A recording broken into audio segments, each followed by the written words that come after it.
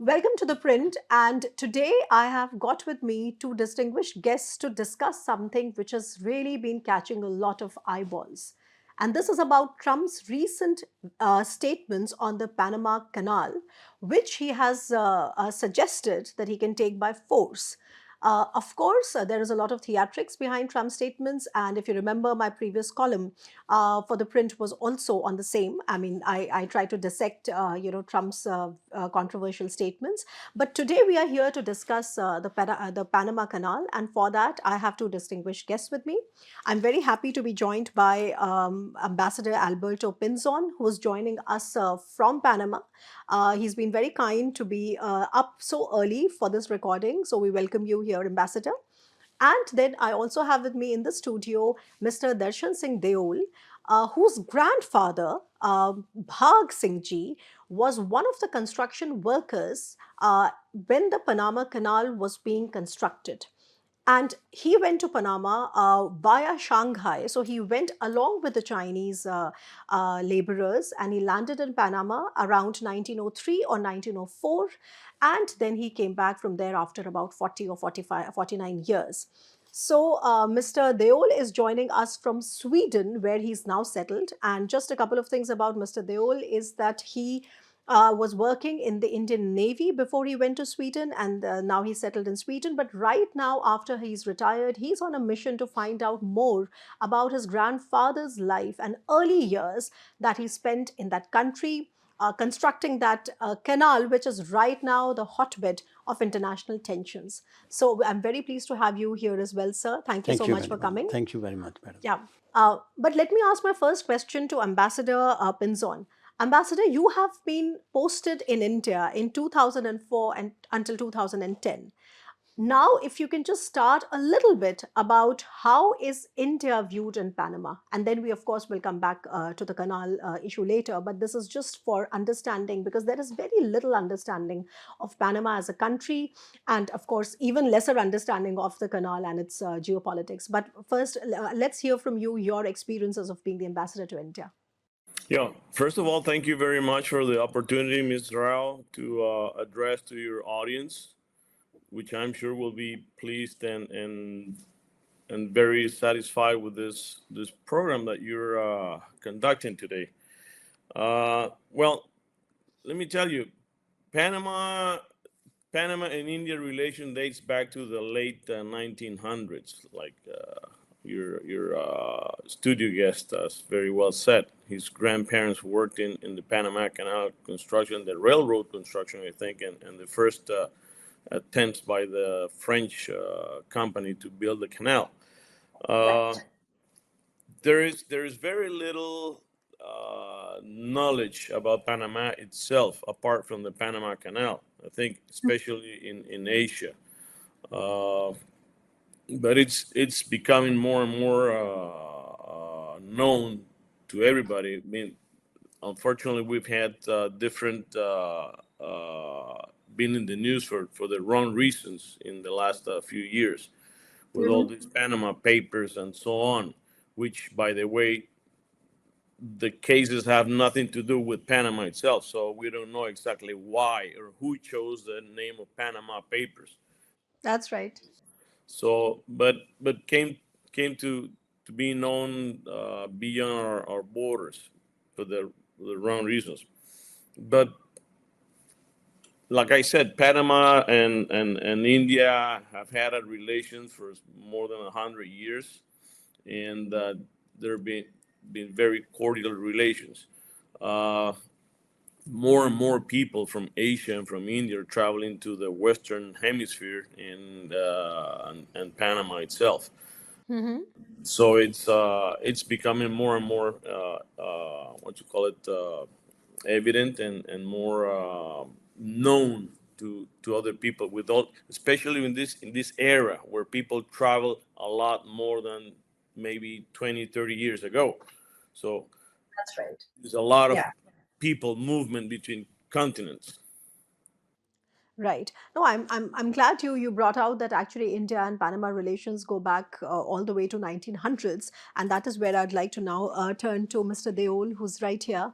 So, Mr. Deol, please tell us a little bit. I mean, this is fascinating that you were earlier working for the Indian Navy, you went to Sweden, and then you had this fascinating story in your own family, and now that you're retired, you are on a mission to find out about your grandfather and his early years. Please tell us a little bit more about that. And thank you for getting all these documents that the viewers can see on the screens about, his grandfather's details from that country. But yes, we would like to hear from you. I born in 1947, and my grandfather he came back to India with a ship in Bombay. He landed in Bombay 1951, and I was small. I used to play with him, and he told me many story about Panama. He used to tell me that at that time many people died on the way to Panama. As my knowledge, he traveled from Ludhiana to Calcutta, from Calcutta till Shanghai. Shanghai, there is an entry in his passport which says his last passport issued in Shanghai. From there, they went to Panama. How they went, I did not get any answer. In Panama, he stayed from approximately, according to my knowledge, 1903 or 1904 to 1951.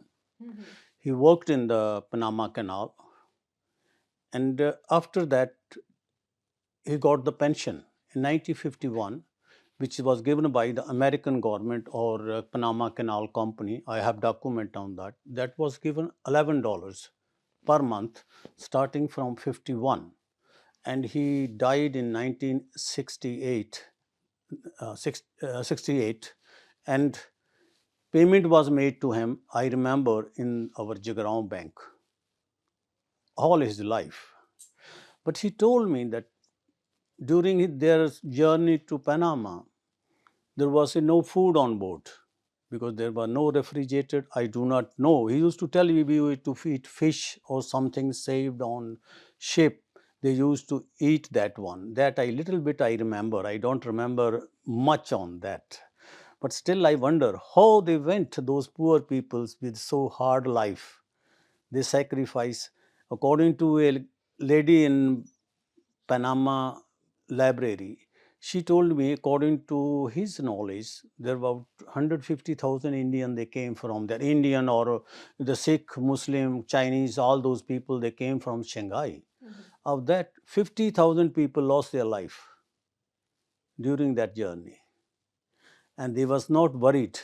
They was just thrown in the sea. That my grandfather also told me. That when anybody, because there is no food, there is no doctor, there is no medicine, if anybody died, they used to just throw in the water. That was a crimination got. So when I was there, I was not there for any research. I was only to see my grandfather's life. Then I got the paper from the library where written Bhag Singh has been employed in Panama Canal. She given me that paper, and I have the paper. We can show it later on that also. Yeah. That pension paper we have shown his passport, his identity card, which was issued by the Panama Canal Zone Company. That paper I have, identity card I have with me, which we show it also later on that. This shows that very poor peoples from India, they moved to Panama with a very hard life of that might take years to go to Panama. They did not went one between 2 or 3 days. Yeah. They have taken years. Many people they died on that. Yeah. And actually, that it's interesting, Ambassador, how he's mentioning that out of so many thousands of people that were on board that ship, very few finally reached there. But actually, that also brings me to ask you this: the significance of this geopolitical connection that not many in India, especially, know. That in the construction of the canal itself, which was constructed by a U.S. company, of course, by the United States, there was a lot of Chinese laborers. In fact, one of the reasons why the Chinese influence has always been pretty significant in Panama is probably goes back to that day, or maybe earlier. So from that particular perspective, now if I can connect the history to the present days, how do you then view Donald Trump's statements? And of course, we all understand that there's a lot of theatrics in those statements as well. But then, if we want to unravel the technicalities, how best to understand? We know that there is a set of treaties that were signed between Panama and between United States. But if you could throw some more light on this, and how genuine is Donald Trump's assertion that there is a lot of growing Chinese influence in the region? Well, how genuine these statements are, only him can clarify that, I think. But Yeah. these statements come to a very unfortunate. They're very unfortunate, and they came in a timing where there is a transition between one and government and between Biden's administration and the new administration. Right. Uh, we only hope that there are only statements thrown in the air, maybe to distract public opinion. I don't know. I wouldn't like to speculate on that. But one thing that I would like to point out is that during the history of the relations of Panama with the United States, with dates to the gold rush in the 1800s, Right. when lots of Americans traveled through Panama. The Panama Canal wasn't even built in that Mhm. time. There was a Yeah. railroad built by an American company, the Mhm. Panama Railway Company, and which is still working, by the way. Uh, they traveled to Panama by boat and then by railway from one ocean to another, so they can go to the east coast of the United States, from the west coast to the east coast, and back and forth. Mhm. So our relationship dates back to that time, and our history as a nation, as you may have investigated, we were part of Colombia. When got independence from Spain, we voluntarily joined Colombia as a nation. So we became a department or a state of Colombia. Right. And in 1903, after several attempts, failed attempts, may I say, Mhm. we, with the help of maneuvering, political maneuvers and military maneuvers, or political and military backup by the Right. United States because of the interest they had on building a canal, we were Mhm. able to achieve our independence from Colombia. So our relationship has been since the beginning of the nation, and it's had ups and downs all throughout. But mostly, if we want to evaluate or qualify our relationship, I would say that at the end it's been always a very friendly relation of Right. cooperation in all Uh-huh. fields. We Okay. actually, the United States is the main user of the Panama Canal, Yes. so it's a main user, and we have always been commercial and strategic partners. So Right. in my personal opinion, these statements are very unfortunate coming from one of our strategic partners. Right. But and that also makes me sort of wonder that, yes, when we look at the canal, of course, the Chinese and especially the Hong Kong-based company, the Hutchinson Holdings, they have, I think, two out of the five operational ports in the canal, and perhaps that is what Donald Trump is interpreting as growing Chinese influence, etc., etc.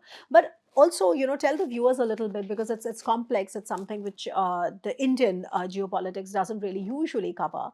Is that if you can tell us a little bit about the 1977 treaties?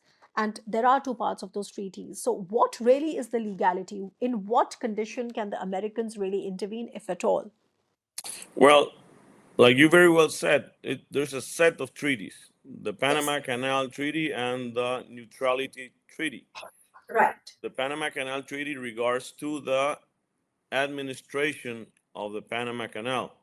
Okay, and the neutrality treaty regards to the defense of the Panama Canal. And it's a joint effort between Panama and the United States. Right. It's not an exclusive obligation of any one state. It's both the U.S. Okay. and Panama. Mm-hmm. Okay, it's their Yeah. our responsibility to defend from outside and Mm-hmm. inside threats. Uh, in what regard? Aggression from another country, uh, any other situation that may impede or interfere in any way in the operation of the Panama Canal, which, Mm-hmm. by the way, this treaty has been signed off by 40 different countries. Right. So it's a matter of it's a global treaty. Right. So I don't see how legally. I'm not a lawyer. I'm not an expert in international law, but I don't see in I was reviewing this the terms and conditions of this treaty last night Mm-hmm. and in preparation for this interview, but I don't see any clause or any situation by which he can come and knock on the door and say, hey, in his in one opinion. I mean, in because right now we're talking about an opinion that Mr. Trump has. It's not Right. a fact. There are no Yeah. facts. There are no reasons, evident, at least evident reasons for him to say that the Panama Canal is in jeopardy. Okay. Okay. So, and I don't Yeah. see any clauses in the treaty Mm. to Right. intervene. Right. Yeah, I mean, in my own interpretation, frankly, Ambassador, I have interpreted these kind of this jamboree of statements that we've recently seen from Donald Trump as a kind of a psychological ploy to keep the rivals as well as the partners destabilized and essentially, create a psychological pressure and keep everybody guessing until he really takes office. Because I think once he takes office, there's going to be a lot more that is going to catch his attention. And of course, he's also promised that the Russia-Ukraine war has to be ended in 24 hours. I don't see how that is happening either. So I think one has to also, when we are dealing with a personality like that of Donald Trump, we have to really learn to distinguish the reality from the rhetoric. And right now, there is a lot of rhetoric and theatrics, which is at play. And I completely agree with you, over that.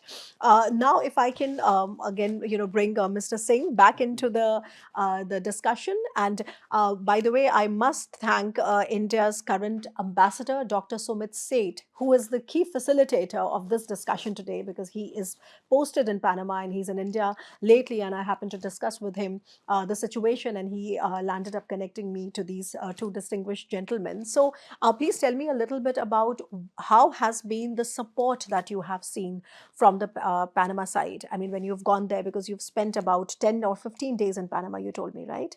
The people are very nice. Uh-huh. Whom I talk in Panama, Okay. and they was very helpful. I will Okay. tell you, as much knowledge they have, and they told me that in the Panama Canal office, the head office, that we do not have any much papers because American, when they left canal, they took all the documents with them, Right. and they are in Los Angeles, some library. They told me they are there. We do not have all the old papers. And then I told them, they told me that they are ready to help me if you want to ask any question. And then I talked to this lady. She helped me. She given me my grandfather's paper that he was signed there. She searched in that, and that help was very good. And people, will I tell you, they're very nice, helpful, and they have promised me that they will help me if you need any help. What I think in my mind, that we should have first, Panama government should issue any stamp for all those people they lost their life in construction of Panama Canal. Those were from Asia, Hindus, Muslim, Sikhs, all the type people are there. The second, my condition is there that I will request Mr. Seth also and the Indian government also that we should construct a monument there near to the Panama Museum, Canal Museum. There is a place there I have seen front of the church.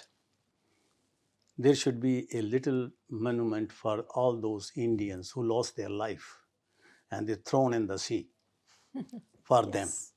Yes. for them. Right. So that is my ambition.